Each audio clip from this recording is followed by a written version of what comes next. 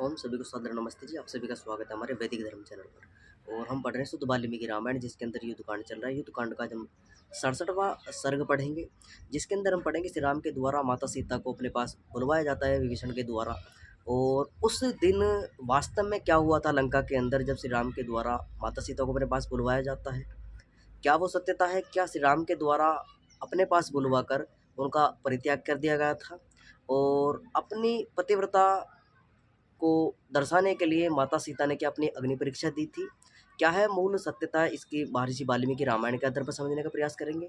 और इसका सत्य असत्य का निर्णय आज हम वाल्मीकि रामायण के आधार पर ही करेंगे। क्या वास्तविकता है? क्या श्री राम ने जो जिस राम को कहा जाता है कि राम ना द्विभाषते, राम दोहरी बातें नहीं करता, दो प्रकार की बातें नहीं करता। और क्यों श्री राम को मर्यादा पुरुषोत्तम कहा जाता है? क्या जो राम अपने आप को ये कहता है कि भाई मैं दो प्रकार की बातें नहीं करता, क्या वो राम जो है अपनी पत्नी का परित्याग कर सकते हैं? क्या किस प्रकार से एक पति पत्नी के पवित्र रिश्ते को यहाँ पर किस प्रकार से दूषित करने का कार्य किया गया है कि पति की अपमान पत्नी के द्वारा और पत्नी का अपमान पति के द्वारा करवाया गया है। महर्षि वाल्मीकि ने क्या लिखा है इस विवरण में, इस प्रकरण में, किस प्रकार से उन्होंने उस घटना में किस प्रकार से जब लंका के अंदर ये श्री राम के द्वारा विभीषण को भेजा जाता है कि सीता को शीघ्र हमारे पास में लेकर आइए, बहुत ही दिन हो चुके हैं, अब मैं सीता को देखना चाहता हूँ। और हनुमान जी को संवाद करने के लिए, सीता जी का कुशल मंगल लेने के लिए हनुमान जी को भेजा जाता है। विभीषण से पूरी की पूरी आज्ञा लेकर जो है हनुमान जी लंका में प्रवेश करते हैं, अशोक वाटिका जाते हैं, माता सीता से संवाद करते हैं। और माता सीता से संवाद करने के बाद वो कहते हैं कि भाई हमने रावण का वध कर दिया है, रावण के मित्र बंधु आदि जो भी उसके साथ में युद्ध में भाग लिया था, सभी के सभी लोग मार दिए गए हैं, कोई भी जीवित नहीं बचा है। नहीं है, तुम्हें किसी प्रकार की भयभीत होने की ज़रूरत नहीं है। और मुझे आपके पति श्री राम ने जो आपके समक्ष कुशल संवाद देने के लिए भेजा है, कुशल मंगल पूछने के लिए भेजा है। तो माता सीता वहाँ पर कहती हैं, सद्भावना दी जाती है कि भाई मैं अपने पति के दर्शन करना चाहती हूँ श्री राम के। तो हनुमान जी कहते हैं जैसी आपकी इच्छा वैसा ही होगा। तो हनुमान जी जो हैं उस घटना को पूरी को वाद संवाद कर कर वहाँ से संवाद करके माता सीता से वापस लौटते हैं श्री राम के पास और आकर कहते हैं, इस कक्षा की इतनी महत्वपूर्ण कक्षा होने वाली है, आज आपको ही समझने को मिलेगा किस प्रकार से हमारे मर्यादा पुरुषोत्तम कहे जाने वाले श्री राम के जीवन चरित्र को कलंकित किया गया है लोगों के द्वारा। एक पति पत्नी का जो पवित्र रिश्ता होता है, एक विश्वास जो होता है, उसको किस प्रकार धूमिल किया गया है, उस चरित्र को धूमिल करने का प्रयास किया गया है। एक पति पत्नी का जो संबंध होता है उनका, एक विश्वास के ऊपर जो ग्रस्त जीवन टिका हुआ होता है, उस ग्रस्त जीवन को किस प्रकार से बर्बाद करने का कार्य किया गया है। जो श्री राम जब वन के लिए प्रवेश करते हैं, वन जाने के लिए अपने भाई और अपनी पत्नी को लेकर वन में चलते हैं, वनवास हो चुका है श्री राम को और वनवास में जाने के लिए तैयार हैं। जो श्री राम अपनी पत्नी को लेकर इतने चिंतित थे कि भाई कहते हैं कि तुम्हें वन में जाकर अनेकों प्रकार के कष्ट भोगने पड़ेंगे, वहाँ तुम्हें नाना प्रकार के व्यंजन भी तुम्हें खाने के लिए नहीं मिलेंगे और उच्च आसन भी तुम्हें बैठने के लिए, सोने के लिए वहाँ पर कुछ नहीं मिलेगा। अपने पत्ते आदि बिछाकर, जो घास फूस होती हैं उसका झोपड़ियाँ आदि बनाकर, आश्रम आदि बनाकर अपने जीवन चलाना पड़ेगा, कंदमूल फल आदि खाकर अपने जीवन यापन करना पड़ेगा। माता सीता मानती नहीं कि भाई जैसा आप कष्टों को भोगने के लिए तैयार हैं, मैं आपकी अर्धांगिनी हूँ, यानी कि मैं आपकी पत्नी हूँ, जो सुख दुख तुम्हारे लिए हैं वही सुख दुख मेरे लिए हैं।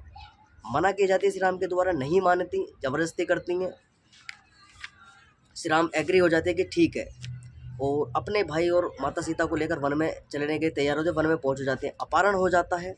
अपहरण क्यों हुआ, वो सभी लोगों ने समझा कि अरण्य कांड के अंदर जो वन में प्रवेश कर जाते हैं, पंचवटी के अंदर होते हैं।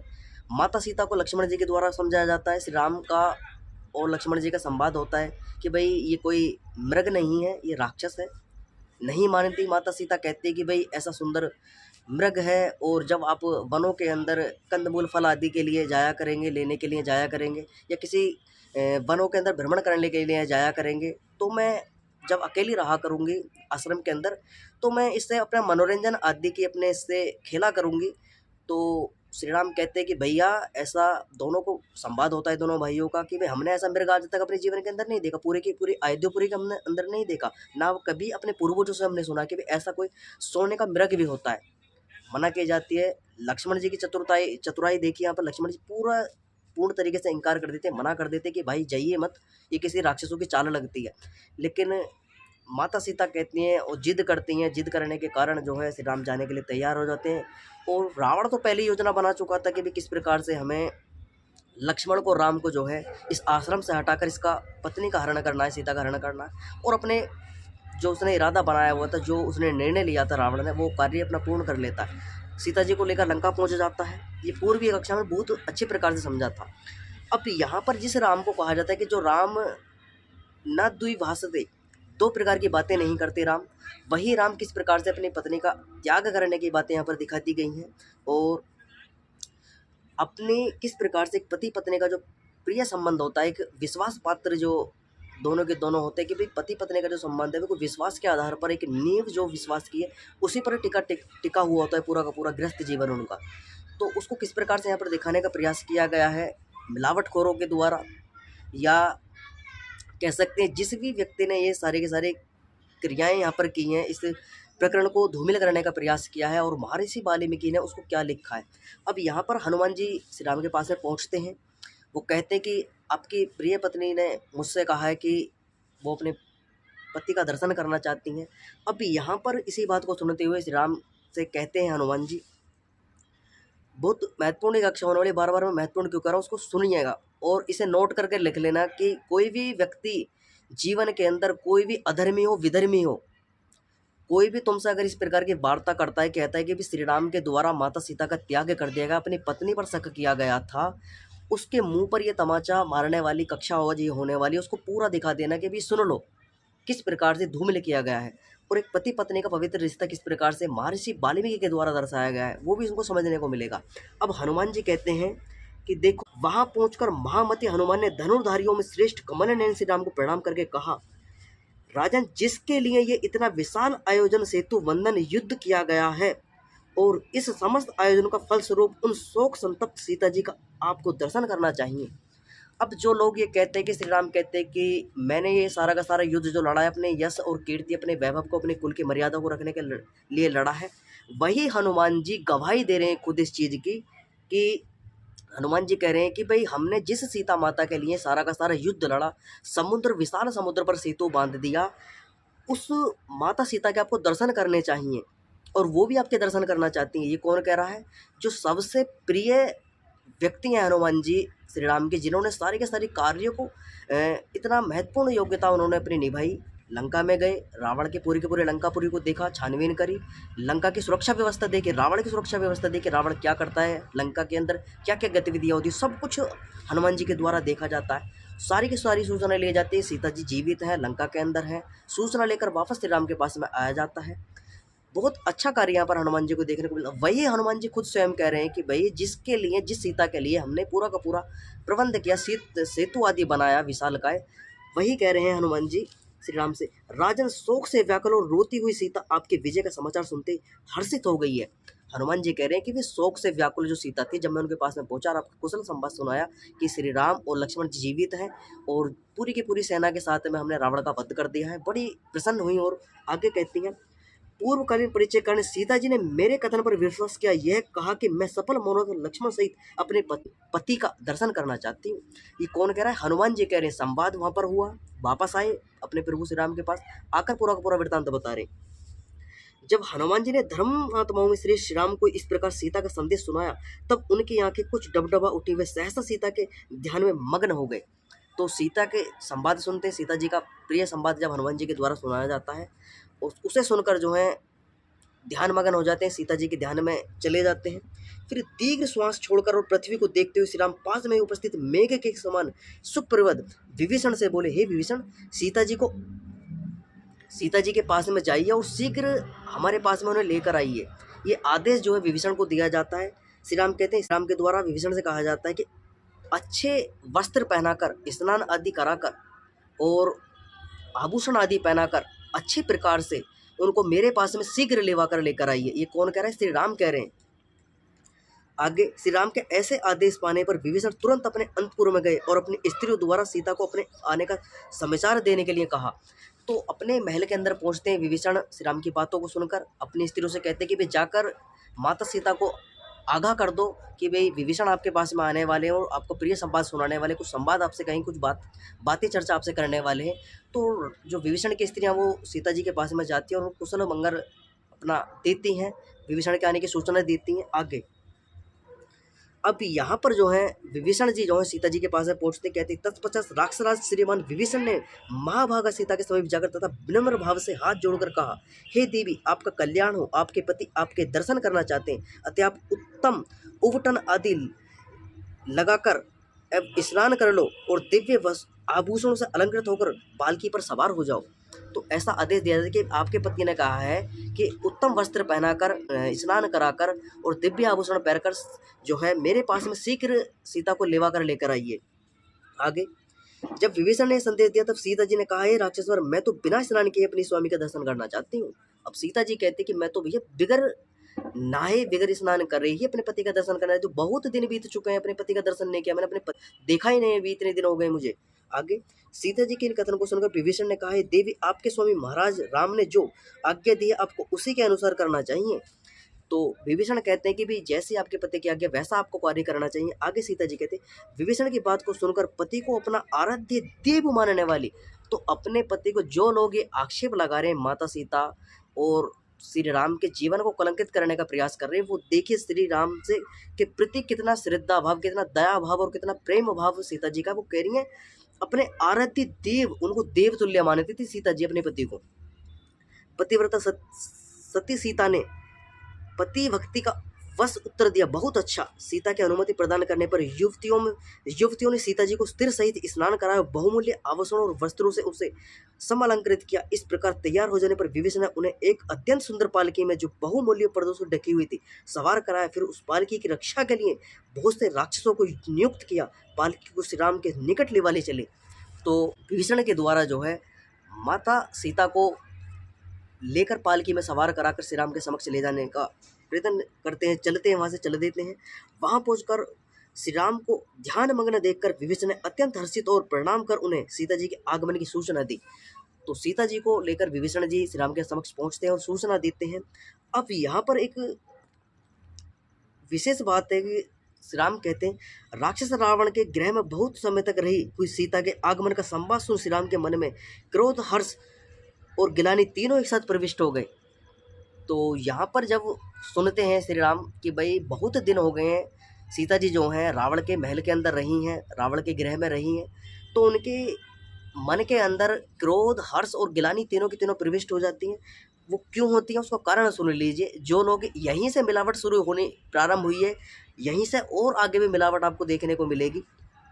यहाँ से मरोड़ तोड़ कर दिखाया गया है, लेकिन वास्तविकता क्या उस क्रोध की, उस हर्ष की, उस गिलाने की, तो यहाँ पर महर्षि वाल्मीकि ने स्पष्ट उसको कर दिया है। महर्षि वाल्मीकि कहते हैं क्रोध इसलिए कि रावण ने उसे उन श्री राम को नीचा दिखाया था, हर्ष इसलिए कि वे विजय हो गए हैं, और गिलानी इसलिए कि वे पति होकर भी अपनी भार्य की रक्षा न कर सके। तो ये तीन प्रकार के जो मन के अंदर उनकी बातें उमड़ रही थी, और उस बातों को सुनकर जो है क्रोध, हर्ष और गिलानी को उस वाल्मीकि महर्षि स्पष्ट कर देते कि भाई क्योंकि एक पति के संरक्षण में जब पत्नी हो तो उसका पूरा का पूरा दायित्व, उत्तरदायित्व पति के ऊपर होता है। और माता सीता वन के अंदर अपने पति के संरक्षण में ही थी, और जब पति के संरक्षण में किसी पत्नी का अपहरण हो जाए तो बड़ा विपत्ति, बड़ी आपत्ति, बड़ा आत्मगिलानी उसको महसूस होती है। तो वही परिणाम यहाँ पर, वही कारण श्री राम के अंदर होता है कि भाई मेरी पत्नी का हरण कर लिया गया, मैं मर्यादा पुरुषोत्तम किए जाने वाला, महान बल को दर्शाने वाला और राक्षसों को हरण करने वाला, मेरी ही पत्नी का हरण कर लिया गया। तो उसको क्रोध उत्पन्न होता है श्री राम के अंदर, और रावण के मारने की प्रतिज्ञा कर देते हैं श्री राम आगे। और हर्ष इसलिए होता है कि वे उन्होंने रावण का वध कर दिया, सीता को पुनः प्राप्त कर लिया है, कि जो उन्होंने प्रतिज्ञा ली थी कि रावण जहाँ भी हो, आकाश में हो, पाताल में हो, जहाँ भी हो, उसको मृत्यु करे बगैर मैं छोड़ने वाला नहीं हूँ और अपनी पत्नी को पुनः प्राप्त करूँगा। तो ये थी आत्मगिलानी, क्रोध और हर्ष की बातें। आगे सीता को समीप आई जान उनके विषय में सोच विचार करके श्री राम ने प्रसन्न होकर विभीषण से कहा, हे राक्षसवर, हे सौम्य, सदा हमारे विजय की कामना रत रहने वाले मित्र सीता को शीघ्र हमारे पास में भेजो। तो यहाँ पर विभीषण को आदेश दिया जाता है श्री राम के द्वारा कि भाई सीता को शीघ्र हमारे पास में भेजो। श्री राम की आज्ञा पाकर विभीषण ने उस स्थान से शीघ्र ही सब मनुष्यों को हटाने का प्रबंध किया। तो ये आदेश श्री राम के द्वारा नहीं दिया गया है कि भाई सभी लोगों को हटा दिया जाए, सीता जी ही यहाँ पर दिखने चाहिए। आगे क्या करते हैं विभीषण, चोगा पगड़ी पहने हुए तथा हाथ में जर्जर करती हुई छड़ी को लेकर रक्षक लोग चारों ओर घूम और पुरुषों को, वानरों को, राक्षसों को वहां से हटाने लगे। तो ये श्री राम का आदेश नहीं था कि वे सभी लोगों को हटा दिया जावे, और विभीषण अपने ही मर्जी से जो है लोगों को हटाने लग जाते हैं। अपने लंकापुरी के राक्षस लोग जो हैं, स्त्रियां हैं, पुरुष हैं जो राक्षस, उनको हटाने लगते हैं, वानरों को हटाने लगते हैं। आगे कहते हैं श्री राम, जब वानरों, राक्षसों को, स्त्रियों को और पुरुषों को हटाते हुए देख श्री राम के मन में उनके प्रति दया उमड़ पड़ी। उन्होंने क्रुद्ध होकर विभीषण को ऐसे करने से और ऐसे कहने से रोका। तो वो देखते हैं कि भी सभी लोगों को, जो विभीषण के राक्षस लोग हैं, रक्षक लोग हैं, वो जबरन उनको हटा रहे, साइड कर रहे हैं। तो श्री राम जो है बड़े क्रोधित होते हैं। वो कहते हैं विभीषण, तो श्री राम कहते हैं विभीषण से कि भैया मेरी अवहेलना क्यों कर रहे हो? मैंने तुमसे कब कहा तुम इन लोगों को हटा दो? तुम तो मेरे मर्यादा के खिलाफ चल रहे हो। ये सब लोग मेरे तो अपने हैं, ये राक्षस हों, ये बानर हों, ये स्त्री हों, पुरुष हों, जितने भी लोग यहाँ पर हैं सभी के सभी मेरे अपने हैं, कोई पराया नहीं है। और सभी लोग वहीं के वहीं स्थिर रहें, कोई अपने जगह से नहीं हिलेगा। आगे कहते हैं श्री राम, अपने लोगों को मना कर दो कि वे इन लोगों को ना सताएं, क्योंकि ये सब लोग मनुष्य तो मेरे अपने और घर के जैसे ही हैं। आगे, हे विभीषण, तुम इन लोगों को बिना हटाए शीघ्र सीता को मेरे पास लाओ, जिससे मेरे ये सभी सुहृदगण, मेरे अपने लोग सीता के दर्शन कर सकें। तो सीता के दर्शन करने के लिए श्री राम खुद आज्ञा देते हैं लोगों को, कहते कि भैया कोई अपनी जगह से नहीं हिलेगा, ये सभी लोग मेरी पत्नी सीता का दर्शन करें। राक्षस भी देखें, बानर भी देखें, क्योंकि बानरों के अंदर भी बहुत उत्सुकता है, और लंकापुरी के जो लोग हैं इनके भी अंदर बहुत उत्सुकता है। किसी ने भी रावण के सिवा, रावण के परिवार के सिवा किसी ने भी सीता का दर्शन नहीं किया, और मेरी आज्ञा है कि सभी लोग माता सीता के दर्शन करें। ये अपनी पत्नी को श्री राम कह रहे हैं कि सीता के दर्शन सभी लोग करें, राक्षस भी करें और बानर लोग भी करें। आगे श्री राम की इस आदेश को सुनकर विभीषण मन ही मन कुछ सोचते विचारते नम्रतापूर्वक सीता जी को श्री राम के पास ले आए। उस समय सीता जी लज्जा के कारण शर्म महसूस करती हुई विभीषण उनके पीछे पीछे आ रहे थे, और ऐसी स्थिति में वह सीता श्री राम के सम्मुख पहुंची। वहां पहुंचकर अपने पति को देवता समझने वाली सीता बिना कुछ विस्मय, हर्ष और स्नेह से अपने पति के सौम्य मुख को निहारती रही। इस प्रसन्नता से मैं उसका मुख सौमित्र बन गया। तो माता सीता श्री राम को देखते ही रहती है और निहारती रहती है उनको। तो यहाँ पर माता सीता वहाँ पर पहुँच चुकी हैं श्री राम के पास में, और उनको निहार रही हैं। आगे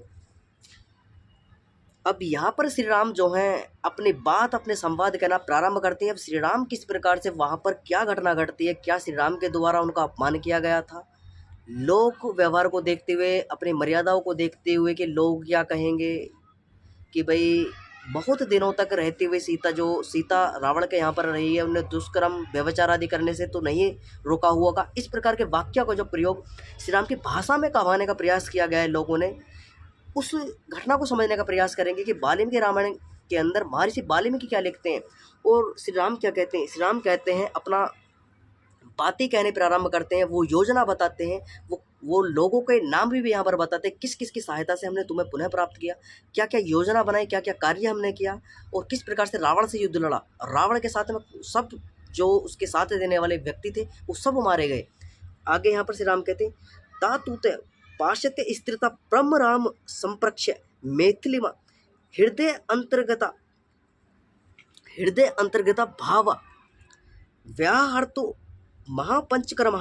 तो अपने वाक्य, अपने हृदय के अंतर्गत भाव जो श्री राम के अंदर हृदय के अंतर्गत जो बातें थी उनको कहना प्रारंभ करते हैं।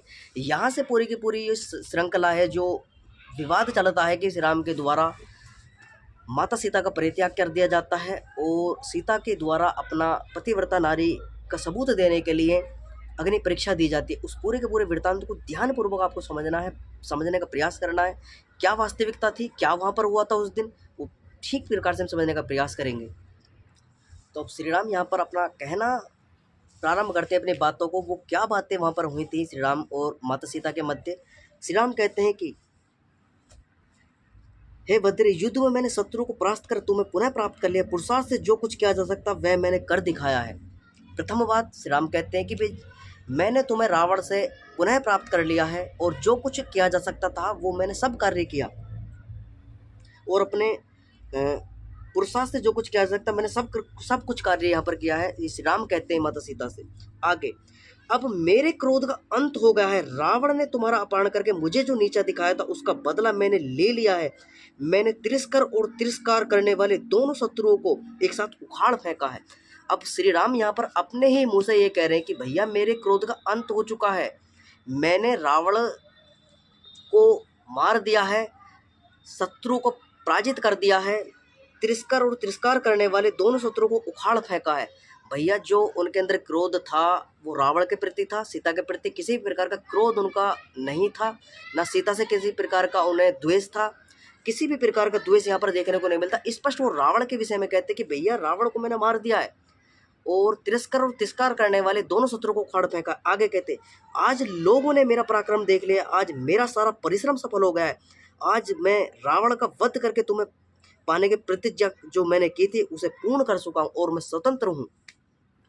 यहाँ पर स्पष्ट ये श्री राम कह रहे हैं कि भैया मैंने जो प्रतिज्ञा की थी कि रावण का वध करूंगा, और वो सारा का सारा मैंने अपने कठोर परिश्रम से, अपने मित्रों की सहायता लेकर, अपने सभी जो मेरी सेना थी सभी की सहायता से मैंने वो कार्य पूर्ण कर लिया। आगे कहते मेरी अनुपस्थिति में चंचल चित्त वाला रावण तुम्हारा अपहरण कर तुम्हें पंचवटी से यहाँ ले आया था, उस देवकृत अपमान को मैंने अपने प्रयत्न से दूर कर दिया है। हे सीते देखो, अपना अपमान दूर करने के लिए मनुष्य को जो कुछ करना उचित हो वह सब मैंने रावण को मारकर कर दिया है। तो भैया जो ये लोग कहते हैं कि रावण, श्री राम ने जो है श्री राम को लोक व्यवहार के देखते हुए कि लोक में श्री राम की उनको लोग कामी कहेंगे, मूर्ख कहेंगे, और इस प्रकार का जो व्यंग किया जाता है, गलत धारणा बनाकर बैठे हुए श्री राम के प्रति, श्री राम अपने ही मुंह से खुद ये कह रहे हैं अपना अपमान दूर करने के लिए जिस व्यक्ति को, जो मनुष्य को जो कुछ करना उचित हो वह सब मैंने रावण को मारकर कर दिया है। यानी कि जो भी अपमान रावण के द्वारा श्री राम का किया गया था, उनकी पत्नी का हरण कर करके उनको परेशान किया गया था और डराया गया था, धमकाया गया था, और तुम्हें जो है नाना प्रकार के प्रलोभन दिए गए थे, लालच दिए गए थे दुराचार व्यभिचार आदि करने के लिए, वो सभी को रावण को मारकर मैंने वे सब कार्य कर दिखाए हैं। यानी कि मेरे क्रोध का अंत हो चुका है, और जो रावण ने तुम्हारे साथ में दुष्कर कार्य किया था, तो मैं लाकर यहाँ पर लंका के अंदर कैद कर लिया, उस रावण को मैं मार चुका हूँ। तो ये श्री राम खुद कह रहे हैं अपना अपमान दूर करने के लिए मुझको को जो कुछ करना चाहिए वे सब मैंने रावण को मार कर दिखाया है। तो उन्होंने जो है श्री राम ने अपना क्रोध, अपना जो भी उनकी आत्मग्लानि थी वो रावण वध पर ही खत्म हो चुकी थी। उनकी सीता के प्रति किसी प्रकार का द्वेष उनके मन के अंदर था ही नहीं। ये तो लोगों ने कहाँ से क्या करके जोड़ दिया, वही जोड़ने वाले लोग जाने। लेकिन महर्षि वाल्मीकि कहते कि भैया रावण के मृत्यु पर ही श्री राम के द्वारा क्रोध जो था रावण के प्रति समाप्त हो चुका है। और वो जब रावण के अंत्येष्टि संस्कार कराते विभीषण के द्वारा, विभीषण से अंत्येष्टि संस्कार, वहीं पर कहते कि भैया जैसा तेरा है वैसा मेरा है। उनके तो किसी प्रकार का उसके प्रति, जो जब तक रावण जीवित था तब तक उनके प्रति उसको क्रोध था श्री राम का, मरने के बाद में कोई क्रोध नहीं। उन्होंने सारे के सारे गिले शिकवे जो भी उनकी दुश्मनी थी सब कुछ मिटा दिया, सब कुछ भुला दिया। और भैया जिस स्त्री को प्राप्त करने के लिए उन्होंने इतनी विशालकाय सेना बनाई, सुग्रीव का सहारा लिया, विभीषण उनके समक्ष पहुँचते हैं, हनुमान जी ने उनकी सहायता की, उस सेना ने उनकी सहायता की, उस पूरा का पूरा वृत्तांत को बताते कि भैया मैंने किस प्रकार से जो है मेरी सहायता विभीषण के द्वारा की गई, विभीषण ने विशालकाय सेना के द्वारा मेरी सहायता की। इस विशालकाय सेना के द्वारा हमने समुद्र पर सेतु बनाया, उस सेतु बनाकर हम लंका में प्रविष्ट हुए। लंका में प्रविष्ट होकर हमने समस्त रावण के जितने भी सैनिक थे उनका वध किया, रावण के पुत्रों को मारा, भाइयों को मारा, जो भी रावण के पक्ष में अधर्म के साथ दिया था वो कोई भी व्यक्ति जीवित नहीं बचा। ये श्री राम अपने मुख से कह रहे हैं, और हमने पुनः तुम्हें प्राप्त कर लिया है। तो भाई साहब इतनी बातें वहाँ पर देखने को मिलती हैं, उससे आगे का कुछ देखने को नहीं मिलता कि सीता का अपमान कर रहे हैं कि भाई तुम्हारे चरित्र में संदेह उपस्थित हो चुका है, अब मैं तुम्हारा परित्याग करता हूँ, तुम इतने दिनों से रावण की कैद में रही हो और संदेह का अवसर उपस्थित हो चुका है। ये कुछ भी यहाँ पर देखने को नहीं मिलता है। ये मनगढ़ंत कहानियाँ अपने तरफ से लोगों ने जोड़ी हैं।